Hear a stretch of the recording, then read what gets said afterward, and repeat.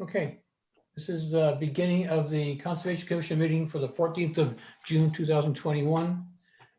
It is now 5:37, I guess.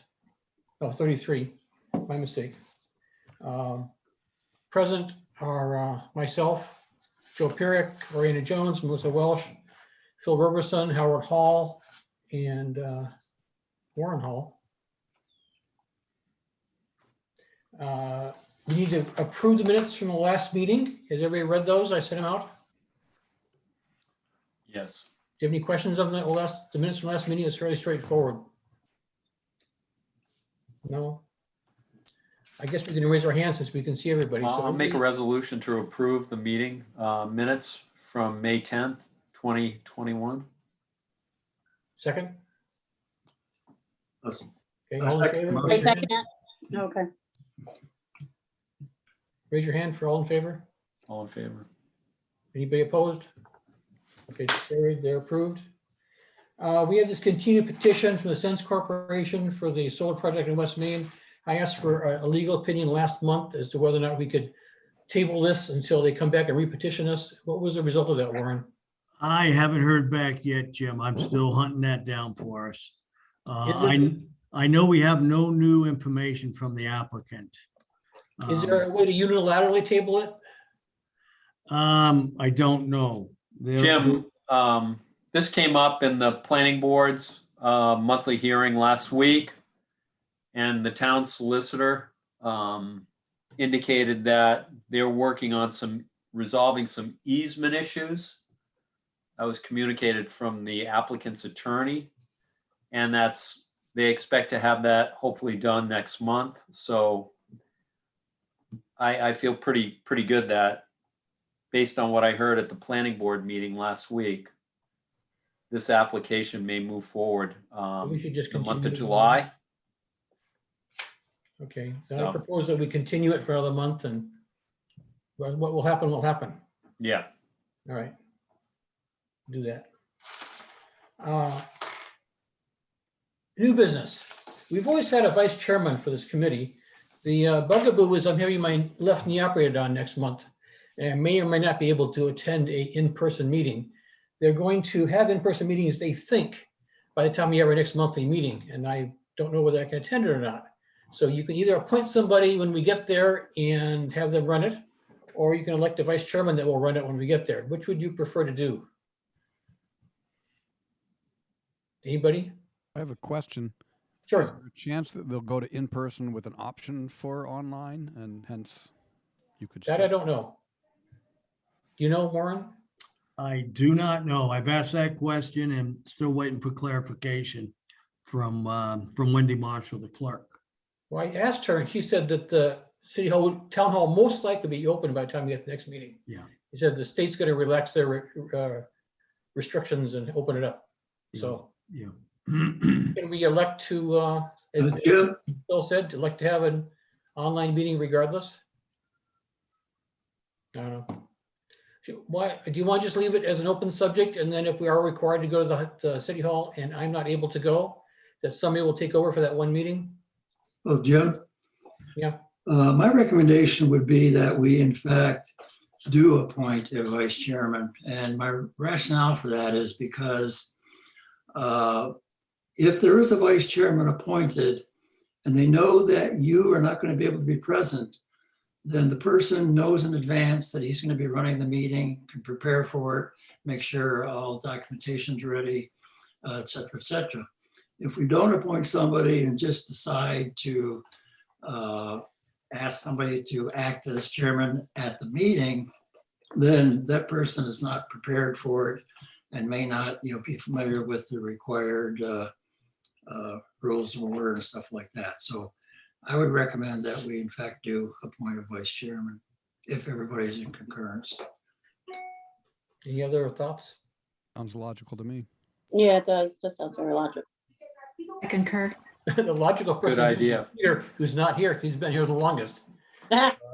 It was the easiest thing to do. How would you like to approach this? Any volunteers? I'll volunteer if, I was gonna, Howard, I was gonna volunteer you, so I'm glad you raised your hand. Well, we have a volunteer. It will not be required next meeting, but all in favor of appointing Howard as vice chair next time, raise your hand. Aye. Aye. Hi. Anybody not in favor? Congratulations. Howard. All right. You asked for it. I got two letters, next subject. I got two letters in the mail, which I hopefully everybody got a copy of. Sort of out of the blue, people were concerned about invasive species, especially Japanese knotweed in our town. I've talked with Warren about it briefly, and I don't want to make a unilateral decision of any sort because that's what committees are for, to make committee interpretations. But he said that there's Japanese knotweed in multiple areas all over town. And my reading on this says it's very hard to get rid of. It's got to be done twice. It requires Roundup to do it, which is a dangerous chemical to begin with. And I just wondered what your thoughts were. Anybody have any ideas? well, Mr. Chairman, I have a recommendation. I recommend that we move this topic to the last item of discussion because we may get into some lengthy discussion or rhetorical questions or whatever. And we do have Mr. Martland waiting to address his topic. So I recommend that we go to Mr. Martland's cases and do this invasive species at the end of the meeting. I have no problem with that. Everybody agree? Yeah, Yes. that's a great recommendation. Okay.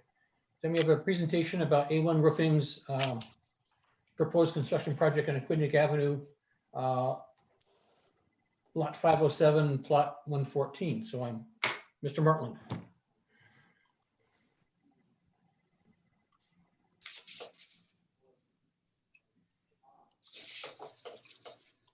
Good evening, Hi. Mr. Chairman and members of the board or the commission. David Markland. I'm here with Sean Napolitano, who is the owner and president of A1 Roofing and Construction, the applicant for this evening. Thank you for taking the time to get together this evening. As the commission's aware, this is a proposed development that takes place within the watershed protection district, and as any developments that take place within that district, these matters get forwarded to you for your review and recommendation to the zoning board. So A1 purchased the property a couple of years back, about 3 years ago. Yes. 3 years ago from JAM Construction. And presently about half of the property is being utilized by J&J Materials. It's on its own separate lot. And the other lot that is the subject of this application is presently being used by A1 Roofing. And they, essentially utilizing the lot together with some outdoor storage. What Sean is looking to do is to build a new facility. There'll be two buildings. One building would house office and special trade contractor use, and the second building to the rear would also be a special trade contractor. Because of the wetlands that are located on site, that obviously, because of the watershed protection district, the matter is also subject to DEM permitting. So Mike Russell, who is the lead engineer associated with the project, and Mike's worked on this project for a few years, and very familiar with the site. Mike designed the stormwater drainage systems and permitted all of that through the Rhode Island Department of Environmental Management, and received an insignificant alteration permit and approval from DEM, which Mike can explain in greater detail. So the property, again, is on Aquidneck Avenue. The proposal is to to build these commercial buildings, provide for all the appropriate stormwater management. And I think at the end of the day, this creates a significantly better situation from a watershed protection district review, as well as the stormwater management, because of the systems that Mike has designed, which will deal with both water quality and the rate of runoff. Presently, there is zero mitigation. There's zero water quality measures associated with the drainage that's there. It's just the existing condition, which had been there when Sean acquired the property. So with that, I'd like Mike to be able to explain what the existing conditions are and what the proposed conditions are, and how the project will deal with those water quality measures and make sure that the drinking water supply is protected. Mike, I wasn't sure if you wanted to utilize the share screen function to bring up the plans. Sure. Good evening, everybody. Mike Russell, LDC Engineering Consulting on behalf of A1. I'm not sure who the administrator is here. Do I have the ability to share my screen? If You should, looks like it's Warren's. Warren should set that up. yeah. Can you, let me get back here.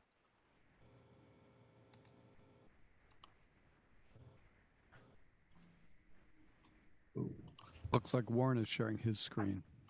Yeah, let me just see. I gotta get back here.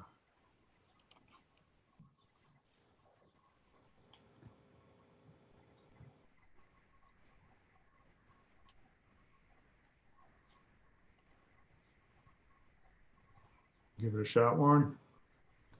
Yes, but there you go. Okay.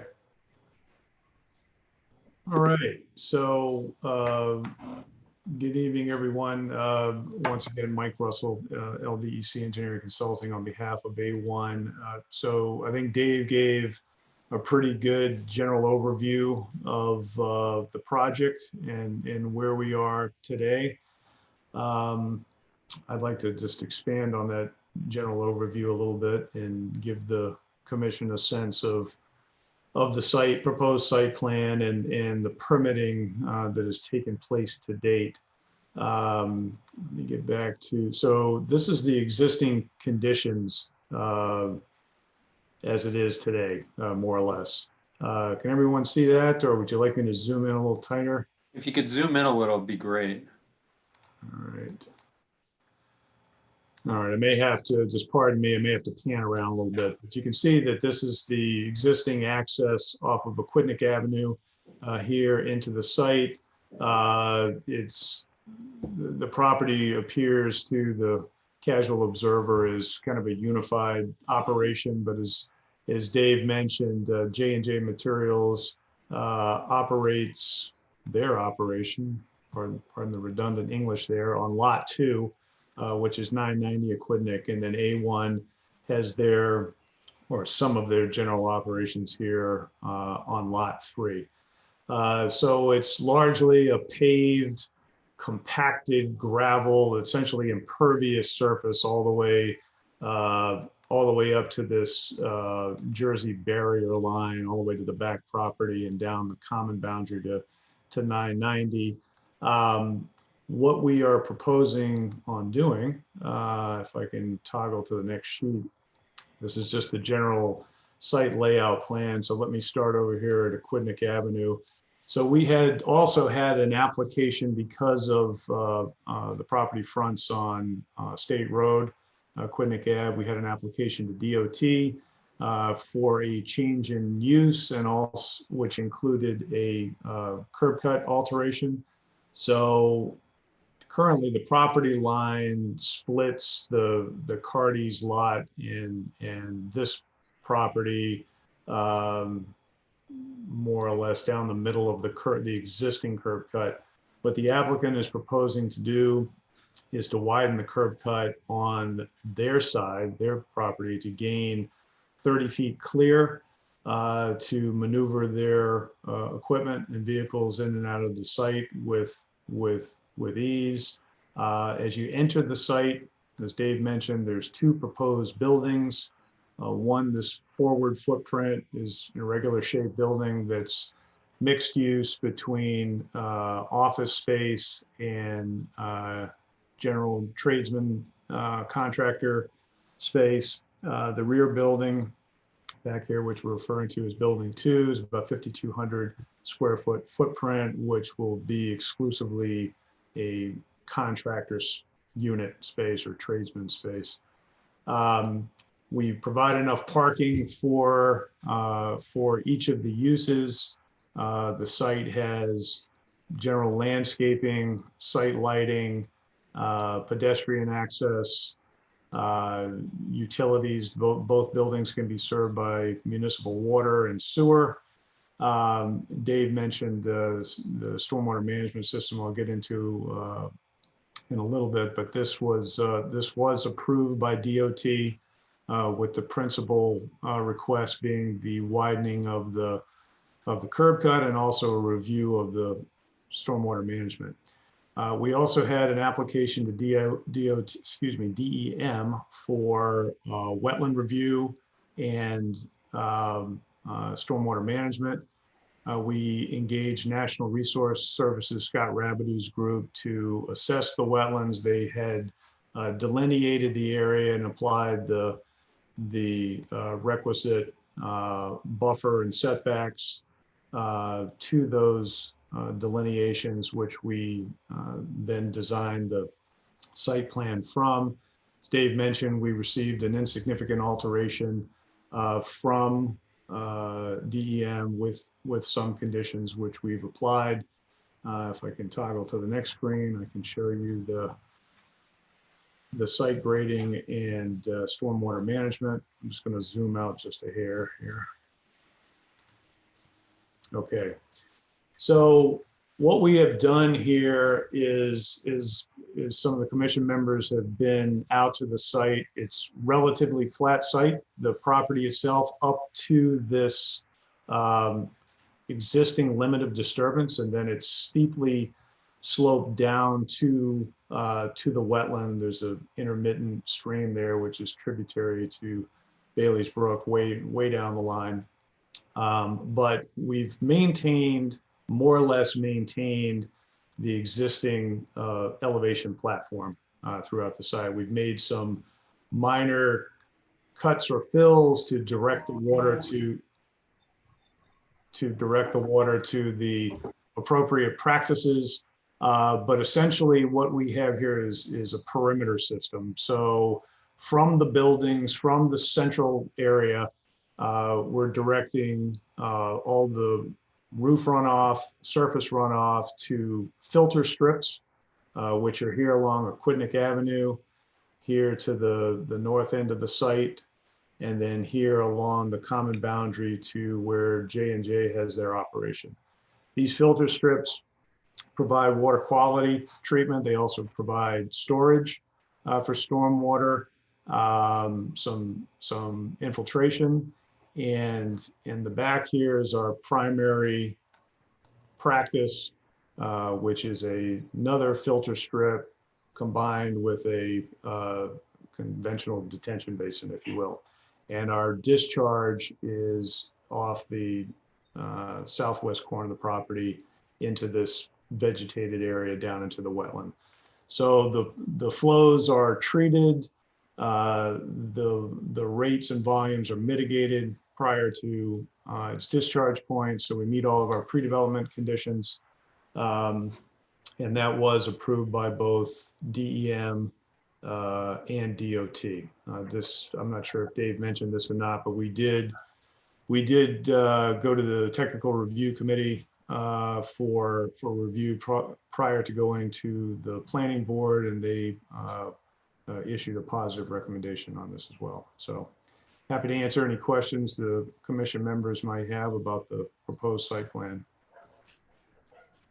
Just a question about the filter strips. Can you just explain what that is actually? Is it a drain or is it some sort of material? Yes, so it's what we would call a low profile practice.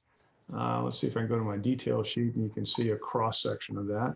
Just bear with me as these sheets jump around.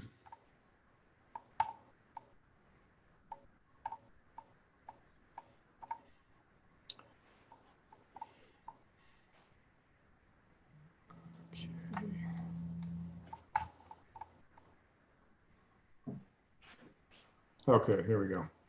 All right, so this is the typical section of a filter strip. So on top you have a vegetated channel, which is a fairly shallow channel. So it collects the surface water and roof water. And then there's your first section is a cleaned washed sand filter media. And then you have an under drain that's embedded in a stone layer. And the under drain catches the infiltration column, anything that doesn't run off to the intended target. In this case, it's the detention basin, and treats the water through this section, and all of the excess is caught in the under drain and directed towards your primary practice. Great, thank you. Does that require any maintenance at all? Yes, it does on the surface. So that's only as good as its surface, its ability to infiltrate the stormwater. So it's got to be mowed. It's any debris that's collected in the swale has to be removed. Any other obstructions that would affect its performance. I believe there is a condition in the planning board's recommendation that a stormwater management plan be in place. And we have one anyway from our permitting process with DEM. The pavement that's in your project, is it pervious or impervious? Pervious, traditional asphalt. Okay, and the ground underneath has been found to be able to accept the water? The underlying ground has been tested and can accept the rainfall? Yes, so there's quite a bit of fill there. So any unsuitable material that's found in the area of these practices have to be removed and replaced with certainly the engineered section, but anything that's unsuitable that would prevent that. So, and I'm only speaking in the areas of the stormwater practices. Whether they can support the pavement, I'm not sure if that's where you're going with that. You know, as we get into the building and construction process, we'd have to have a structural engineer speak to that. But this has been, as Dave mentioned, it's been utilized as a material. You're a lot of heavy equipment. That ground's pretty well compacted there. So I would imagine it's not going to be an issue for pavement. But Yeah, and Mike, if I could just jump in for a moment. Fairly recently, within the last few months, Sean did hire a structural engineer, GZA, who's done borings out there and has determined that the soil and the bedrock underneath that are able to sustain the building that's being proposed, as well as the parking areas. yeah, I would have absolutely suspected that. So thank you. So I hope that answers your question. Is there any time when you're going to expect an overflow from the wetlands area with a heavy rainfall or something into your structure, into your building area? Is it ever like to form a big stream there at all? So following a heavy rainfall, do I expect overflow into the building? Into the parking area or something like that? Does you ever have like running water in that wetlands area?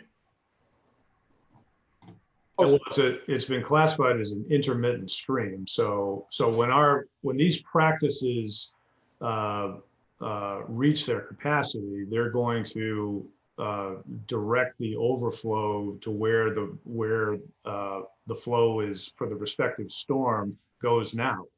You know, we're not sending it in a different location. So, so those patterns are maintained. I mean, you know, in a real significant rain event, yes, I would imagine there would be water in the wetland, but the contributing sources are many, as you know, on either side of that wetland. So, but as far as this site is concerned, we are managing and mitigating our stormwater on site. Mike, could you pull up the existing site plan for just a moment?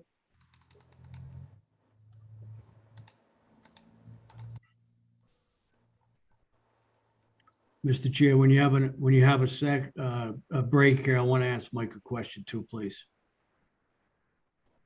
Here, Dave? Yeah, that's great. Thank you. So this, just so everyone's clear, so the commission's clear as to where the wetlands are.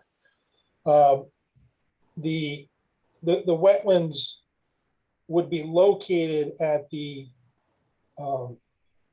foot of that embankment. Is that correct, Mike? That's correct, yeah. And so this, I don't know if anybody can see my cursor, but this A series line with the triangles, these represent the different flag numbers. This is the wetland line nearest this site, nearest the proposed activity. So it's at the toe of that slope, as Dave said. and the ballpark estimate is that would be approximately anywhere from 15 feet to 30 feet below the grade where the parking area is. Is that right? Oh, yeah, yeah. Okay. There was a very steep embankment there. And some of those contributing sources to that stream go all the way up to, say, across the street from my office here, over at the school, correct?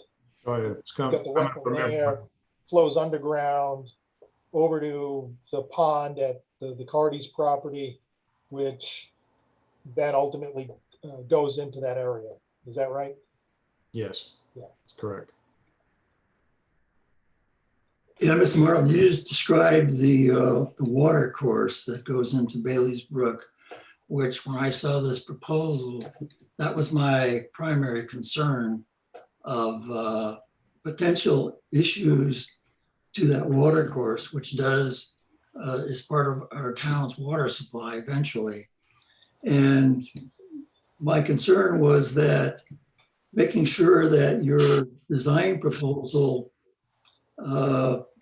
doesn't impact at all that underground water supply, or won't impact it, as time goes on. Can you give us good assurances that the design that you've come up with is not going to impact or cause any potential contamination issues of any type to that water course from Bailey's Brook that goes right underneath that property there?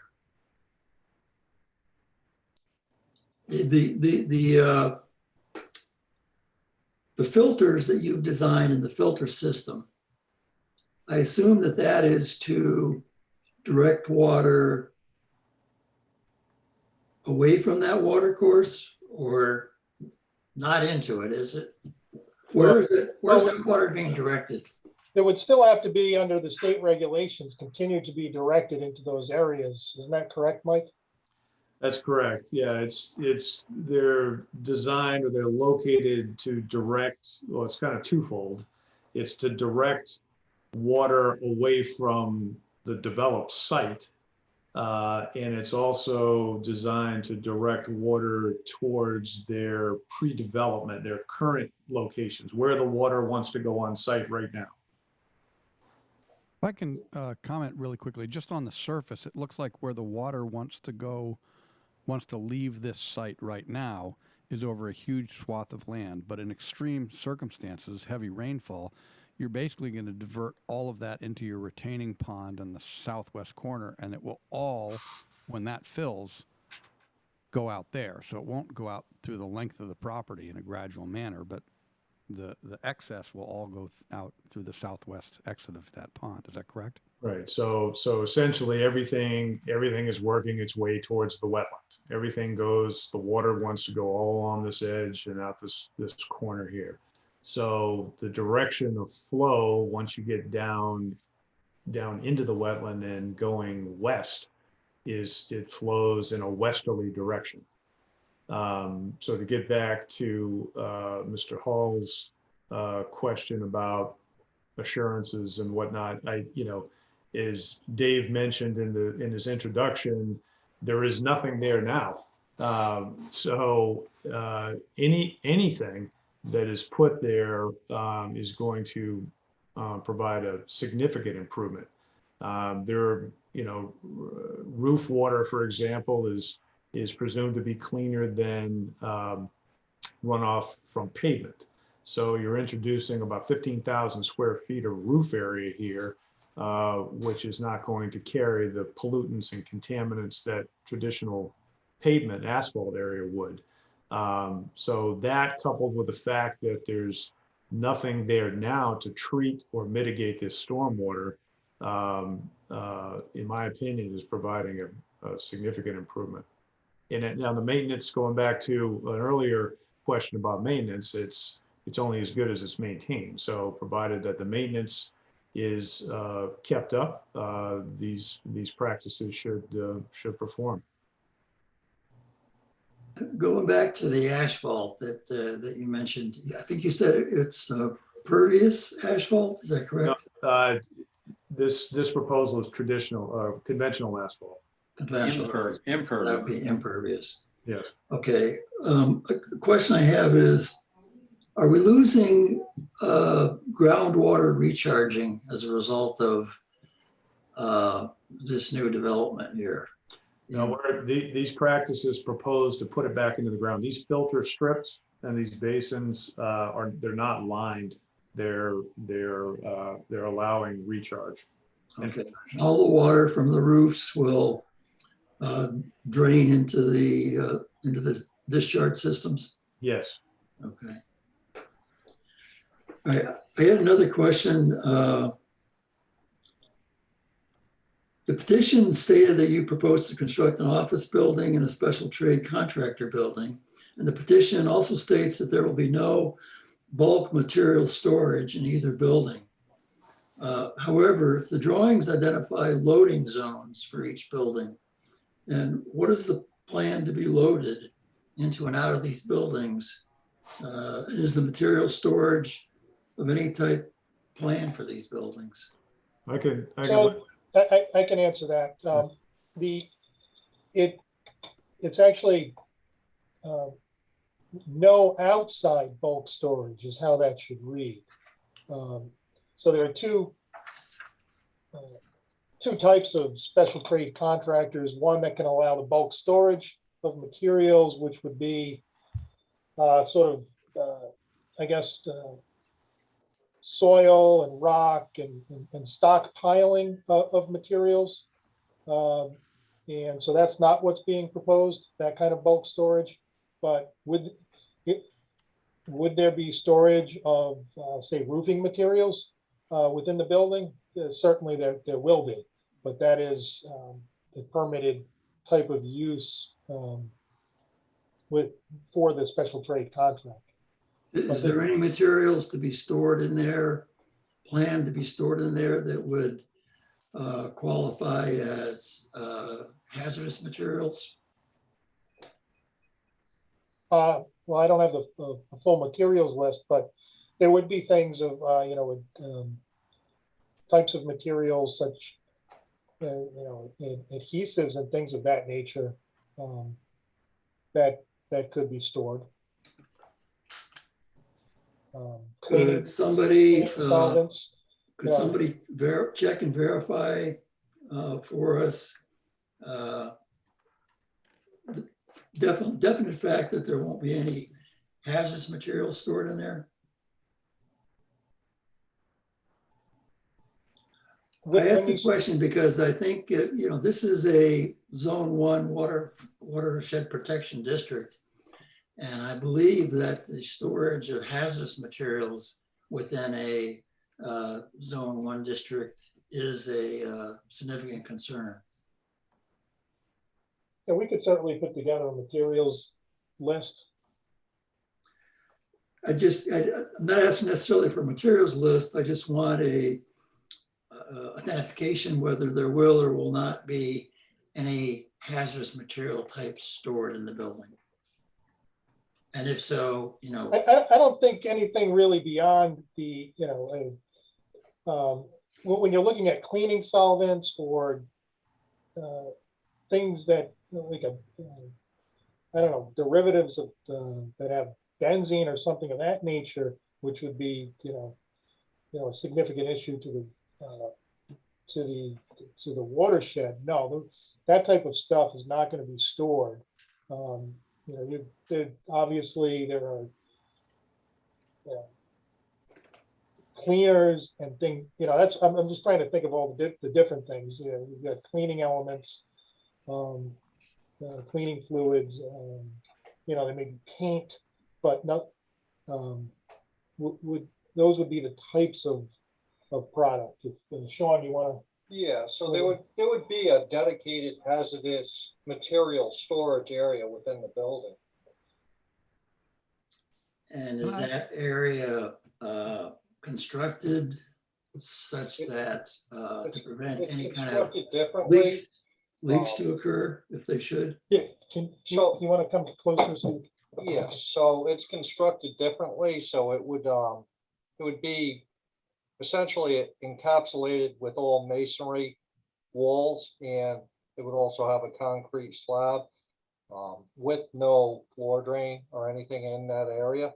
So that's generally how we handle the storage of hazardous materials now, and so it is part of the trade, but it's also there's a bunch of guidelines that we have to follow for the storage of those materials. Can I expand on that question just a little bit? In the diagram that's currently on screen, there's an area right next to the wetlands, between the building and the wetlands, called container storage area. Can you define that a little better? I'm sorry. Could you please speak up? We can't hear. Sorry about that. In the diagram that's on screen right now, there's an area right in the middle that's labeled as container storage area between the building and the wetlands. How is that different from how is what is stored there different than what's in the buildings? Or maybe you can explain what that Because those area are empty containers, so there will be containers stored outside, but they'll be empty containers with nothing in them.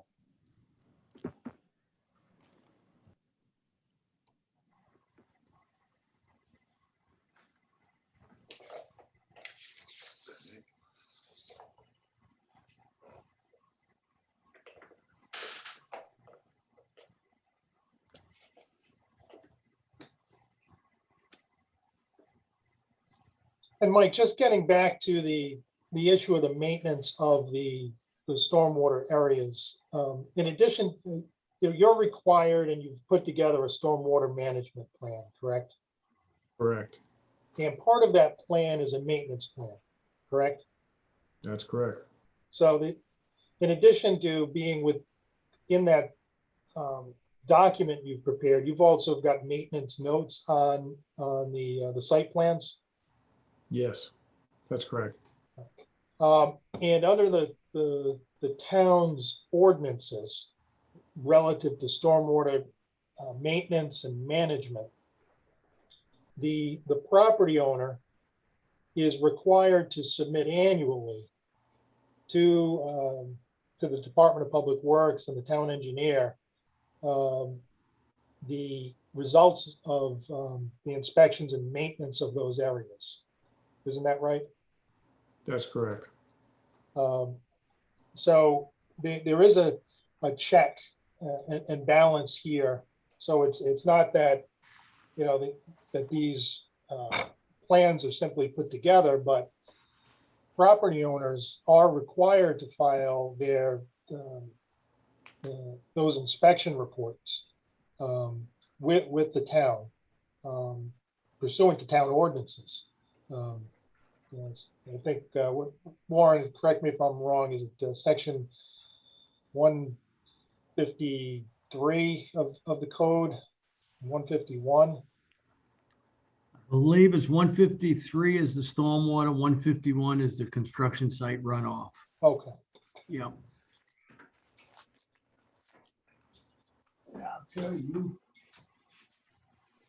And, I have two questions for Mike. Mike, you mentioned that the strips have the ability to infiltrate and get the water down, for groundwater recharge. What's the composition or how suitable is the soil underneath that site today for that sort of activity to occur once development happens?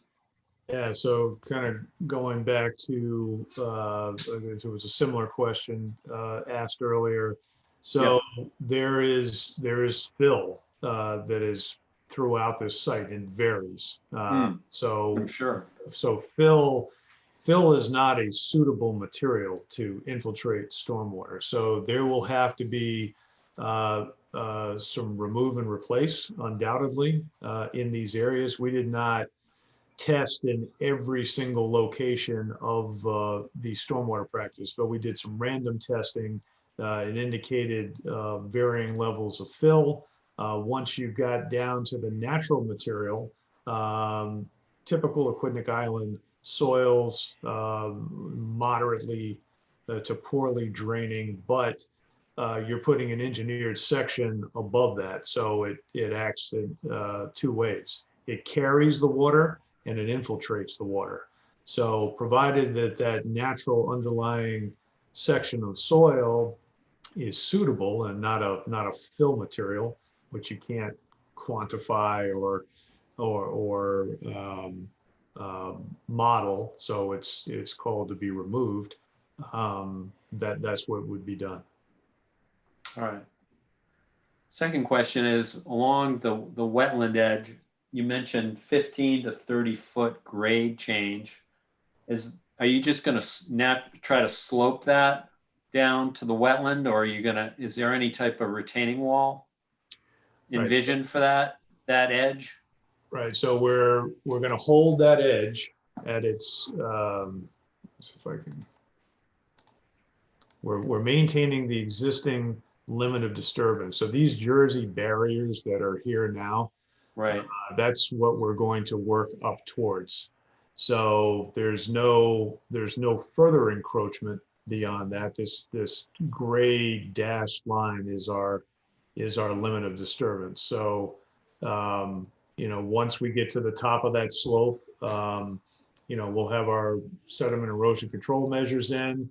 Our last perimeter practice filter strip at that location to protect the wetland and the slope, and then you'll get back to existing grade. All right. Thank you.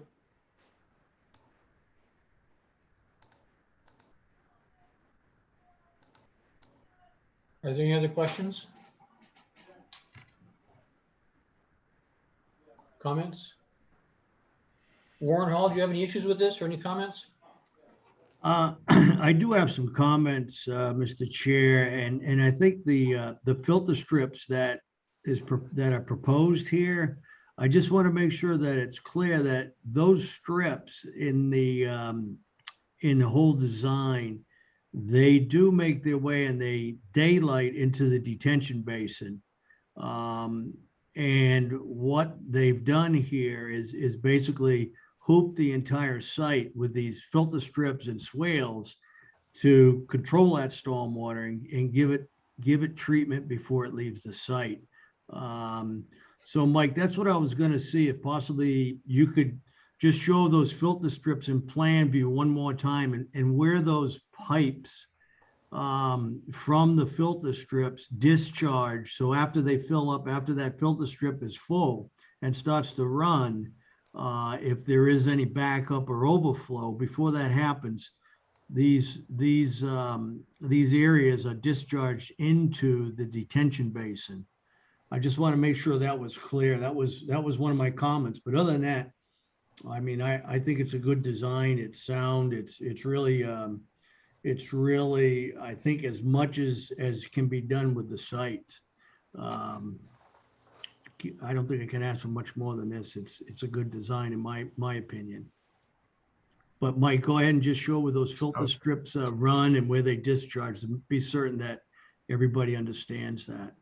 Sure. All right. So I'll just kind of go in a counterclockwise manner here. So starting out at Aquidneck Avenue. So to take this, the front of the site, front of the building, this initial parking area, there's a strip here that runs along the parallel to Aquidneck Ave.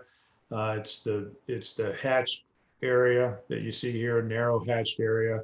So the under drain, if you remember back to the cross section for the filter strip, is this pipe here. So that is continuous and follows along the common boundary to the J&J operation, the 6-inch pipe here. And then you have a wider, they're not all, they vary in shape and volume, these filter strips. So this area here is a bigger area to take on more water from its respective watershed. But the under drain and the filter material continue on underneath the driveway. The pipe sizes vary. They increase, going from 4-inch up to 15-inch. And Warren mentioned where this daylights into this basin, and that's right at this location right here.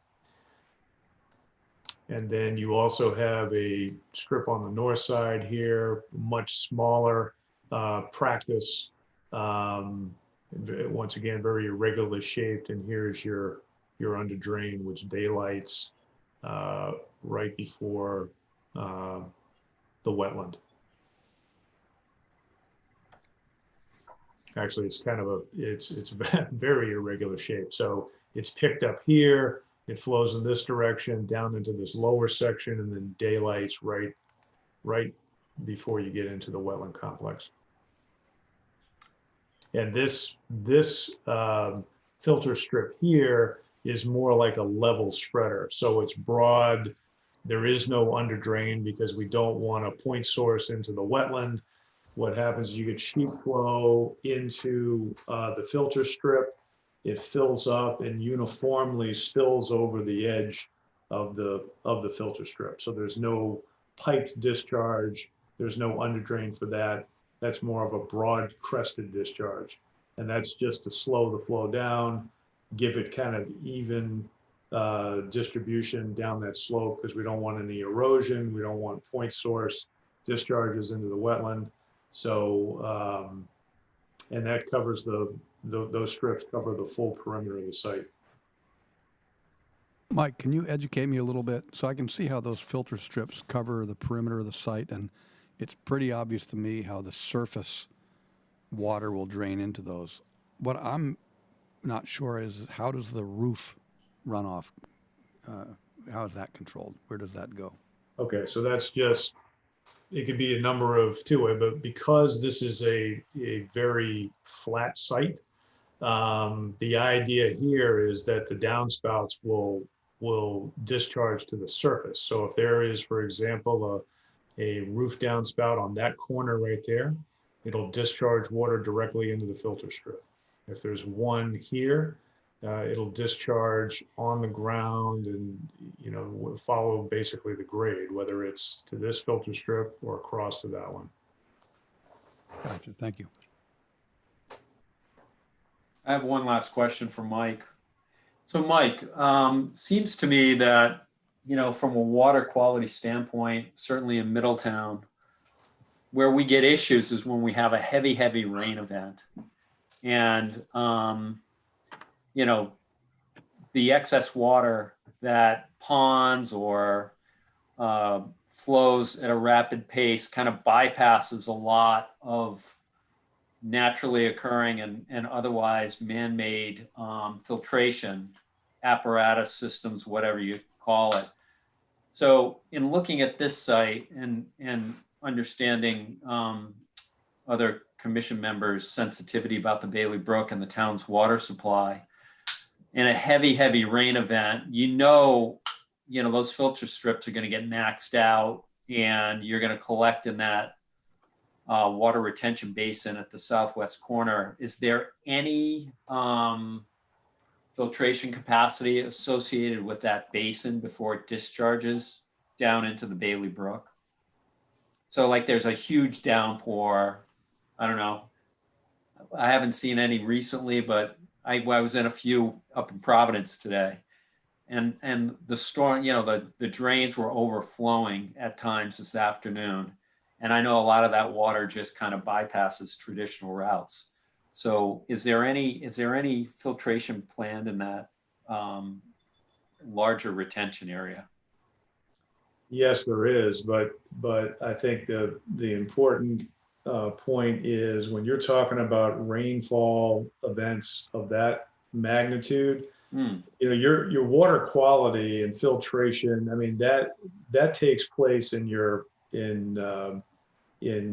ordinary storms. Right. You start to get saturated conditions, your practices reach their capacity, water quality is kind of gone by the wayside. Now you're trying to control the volume and everything. So as I've mentioned a few different times during this meeting, that we're trying to maintain the pre-development drainage pattern. So when those large storms do happen, that we're sending the water, let's just say, for example, hypothetical example, that if 50% of the water went to J&J materials, that we are not taking that 50% and then putting that into the wetland. We're trying to balance the flow towards their pre-development discharge points. So once you get up into those large storms, it's about volume mitigation. The water quality is already taken place. So now you're trying to control the volume of the water before it goes off site.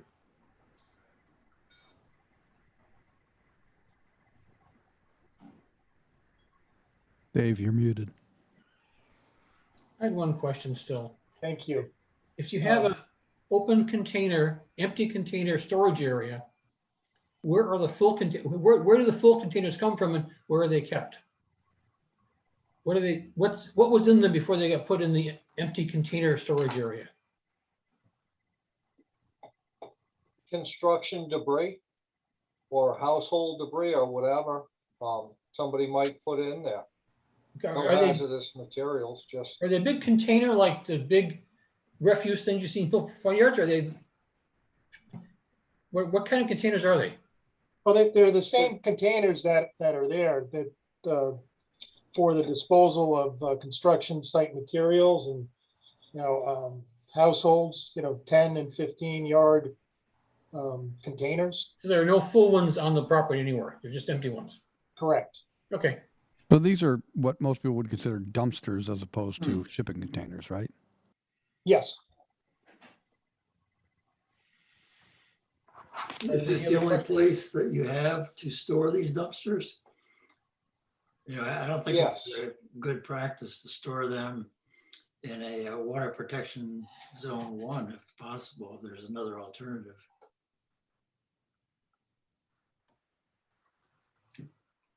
Food for thought. Now, Mike, I just on the mitigation of the runoff, what size storms did you design these systems for? 100-year storm maximum. And how much rain do you get in a 100-year storm event? A little over 8 inches in a 24-hour period. Okay. So I would say it's safe to say this area would be, or the general neighborhood, most areas that would be flooded, would be inundated. Any other That's questions? basically 8 inches of rain falling across the entirety of the site, right?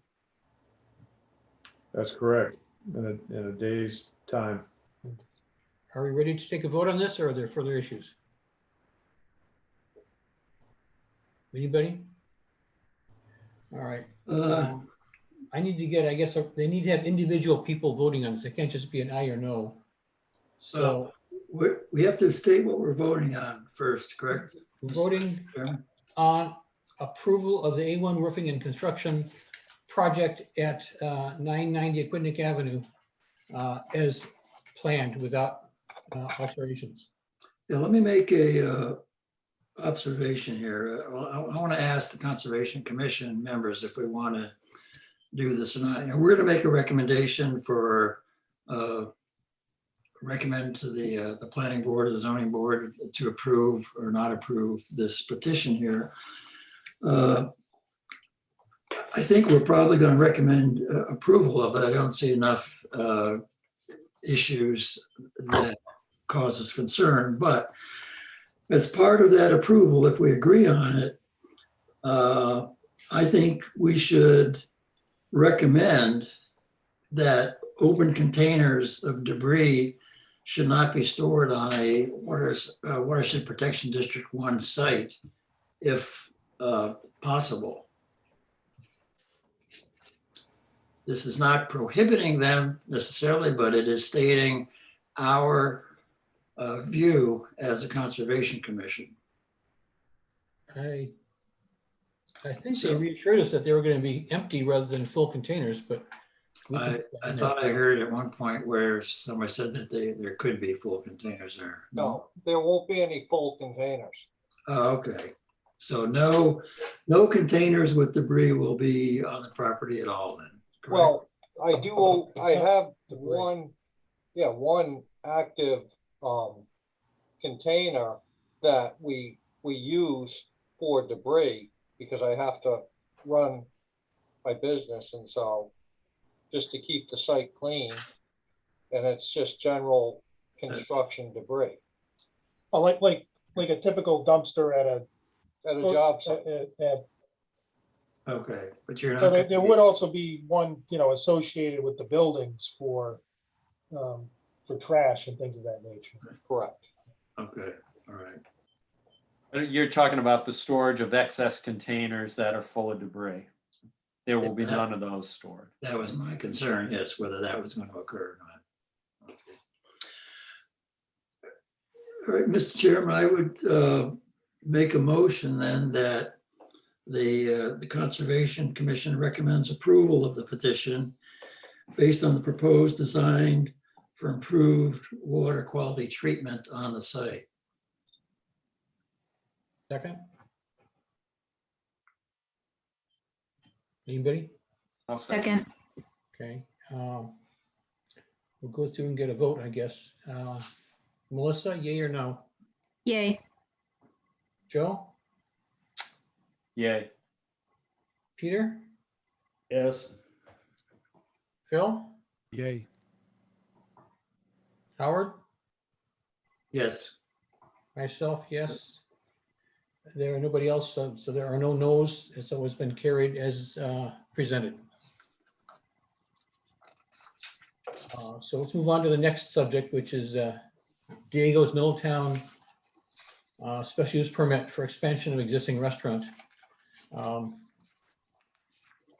Martland, do you want to have a short discussion of that? Yes, thank you.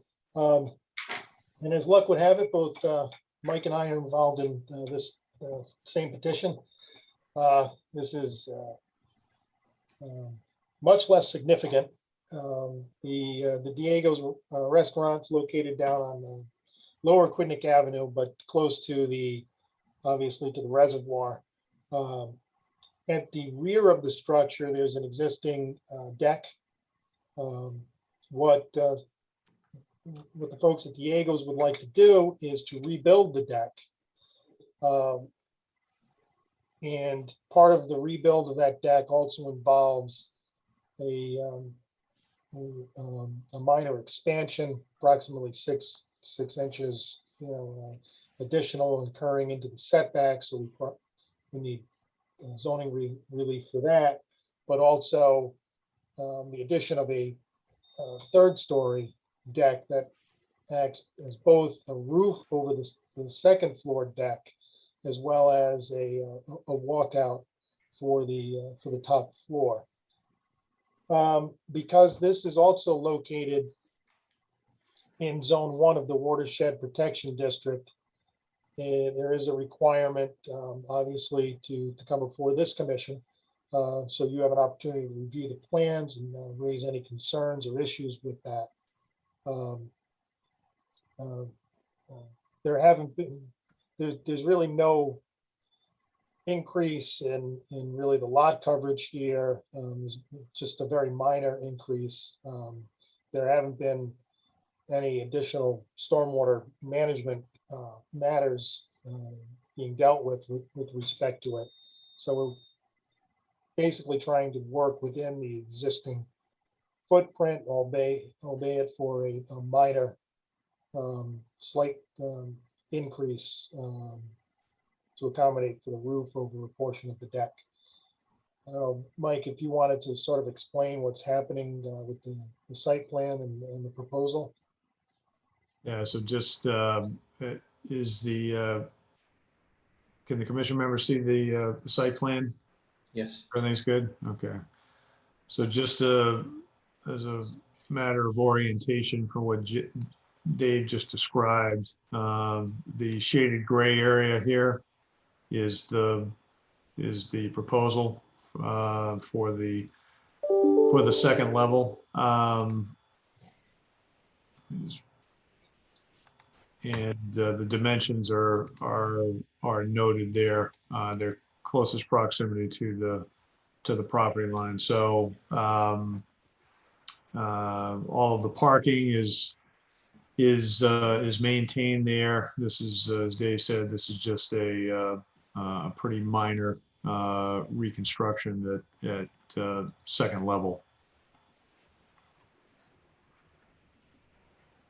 So one question on that. So when you say all the parking is maintained, is there any supporting structure under the deck that is different from what is there currently? In other words, is any of the supporting structure going to impact the existing parking spaces there? Yeah, so there's a little bit of a, that was actually part of a discussion. Dave, is anyone from Courtson on? Nobody from Courtson on, but it's being designed so that all existing parking spaces will remain. There had been an earlier proposal where that would have impacted a couple of spaces. That has been revised so that none of the parking, from my understanding, is to be impacted as a result. Right, so I think the question is here, and this is this was what was discussed. So this column here that was originally to be out on the edge of the deck. Mm-hmm. The deck it'll be structurally designed to cantilever at some point. Now where these columns actually are, they'll be moved back far enough as to not impact the parking space that Dave's referring to. Okay, thank you.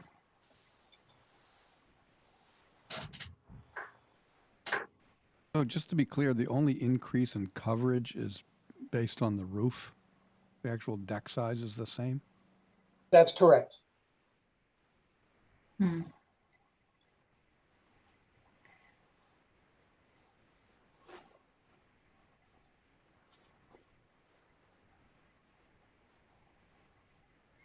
Any other questions?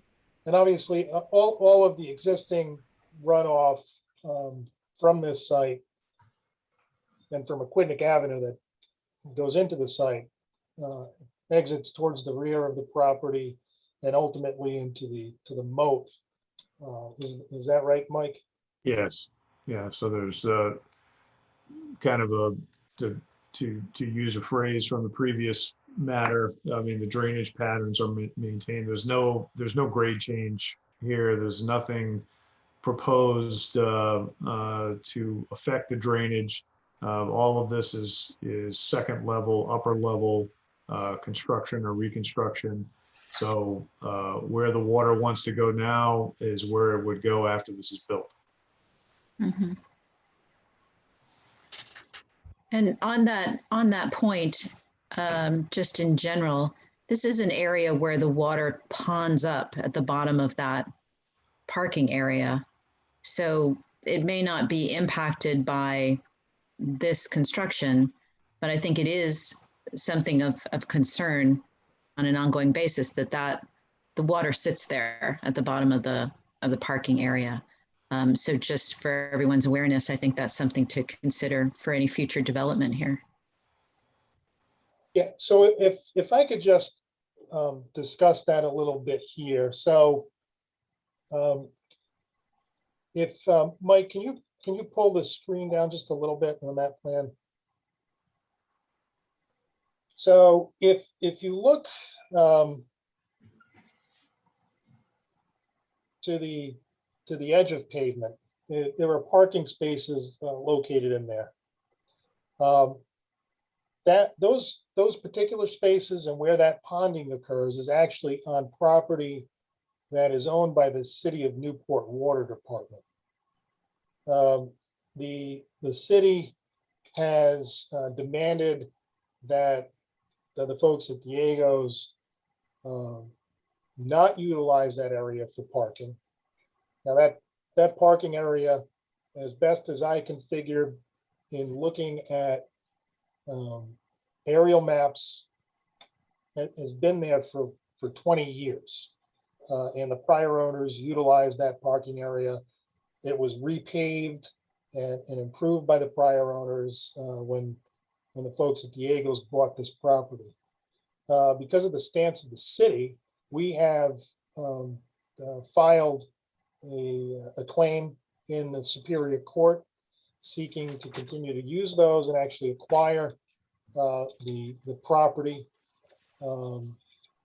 The judge in the Superior Court made a ruling that he didn't believe you could gain adverse possession over property owned by a municipality. And that particular issue is now up on appeal to the Rhode Island Supreme Court. So, the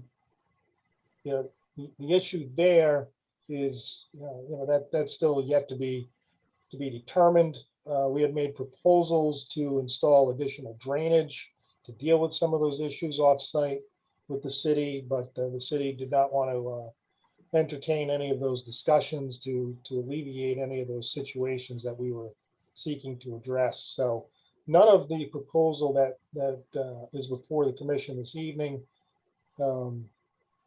deals with any issues that are off-site from this particular property. So it's sort of a very complicated situation dealing with some of that litigation, but that is the state of the situation presently. Thank you. It's really helpful to have that background. You're welcome. Dave, I have a question. I noticed in the write-up in the applicant, it says that the overall capacity of the restaurant will be reduced to 154 seats or 154 to the previously permitted 195. So there's a 41 reduction there. What is that? Explain that to me. Yeah, so there's zoning decisions from a few years ago where I think at the time, I think it was Easton's Point had the last one where they were actually doing something with the deck and indicating that they were increasing their capacity to, I believe, that 199, and the town granted that approval. Scott Kermel and the folks at Diego's have kind of reconfigured things with the restaurant, and their actual capacity for bar area and seating and things of that nature is actually lower. It's 154. So there's actually an overall reduction in the permitted capacity that's being proposed. It's nothing triggered by this deck expansion? No. All right.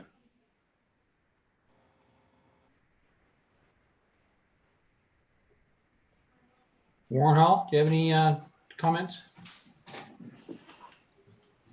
I have I do have some questions about, I'm just reading through what the planning board said here.